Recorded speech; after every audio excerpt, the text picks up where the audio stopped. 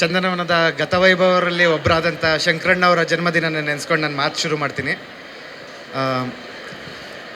ಮೊದಲಿಗೆ ಸುದೀಪ್ ಸರ್ ಬಗ್ಗೆ ಹೇಳ್ತೀನಿ.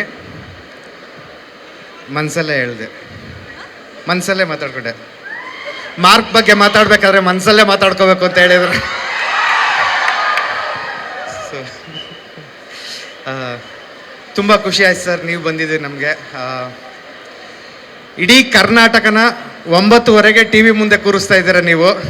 ನಿಮ್ಮನ್ನ ಕರ್ಕೊಂಬಂದು ನಾವು ಕೂರಿಸಿದ್ದೀವಿ. ಸೊ ನಾವು ಒಂಥರ ಗ್ರೇಟೇ ಆಗಿದ್ದೀವಿ ಇವತ್ತು. ಸೊ ತುಂಬ ಖುಷಿ ಆಯ್ತು ಸರ್ ನೀವು ಬಂದಿದ್ದು. ಚಿತ್ರದ ಬಗ್ಗೆ ಹೇಳ್ಬೇಕಂದ್ರೆ ಆಲ್ರೆಡಿ 3 ಪ್ರೆಸ್ ಮೀಟಲ್ಲೂ ನಾವು ಹೇಳಿದ್ದೀವಿ. So 2 song, 1 teaser, trailer, birthday ಎಲ್ಲ ಸೇರಿ ಅರೌಂಡ್ 14 ನಿಮಿಷ ಆಲ್ರೆಡಿ ಜನಕ್ಕೆ ತೋರಿಸಿರೋದ್ರಿಂದ ಆ 14 ನಿಮಿಷ ನೀವು ನೋಡಿ ನಿಮ್ಗೆ ಅದರಲ್ಲಿ ಏನಾದರೂ ವರ್ಕ್ ಆಯಿತು ಅಂದರೆ ದಯವಿಟ್ಟು ನಮ್ಮ ಸಿನಿಮಾಗೆ ಬನ್ನಿ. ವರ್ಕ್ ಆಗಲಿಲ್ಲ ಅಂದರೆ ನೀವು ಇಲ್ಲೇ ಡ್ರಾಪ್ ಆಗಿಬಿಡಿ, ನಾವು ಇಲ್ಲೇ ಡ್ರಾಪ್ ಆಗಿಬಿಡ್ತೀವಿ. ಬಟ್ ಗ್ಯಾರಂಟಿ ನಿಮ್ಗೆ ಇದು ವರ್ಕ್ ಆಗುತ್ತೆ. ಇದು ಬೇರೆ ರೀತಿ ಇದೆ ಸಿನಿಮಾ. ಸೊ ದಯವಿಟ್ಟು ಬಂದು ಪ್ರೋತ್ಸಾಹಿಸಿ. ಈ ರೀತಿ ಇನ್ನೇ ಹೆಚ್ಚಿನ ಸಿನಿಮಾಗಳು ಮಾಡೋಕ್ಕೆ ಅವಕಾಶ ಸಿಗುತ್ತೆ. ಒಂದು ನಂಬಿಕೆ ಇದೆ, ಈ ಸಿನಿಮಾ ರಿಲೀಸ್ ಆದಮೇಲೆ ಇನ್ನೂ ಮೌತ್ ಪಬ್ಲಿಸಿಟಿ ತೊಗೊಂಡು ಇನ್ನೂ ಚೆನ್ನಾಗಿ ಹೋಗುತ್ತೆ ಅಂತ.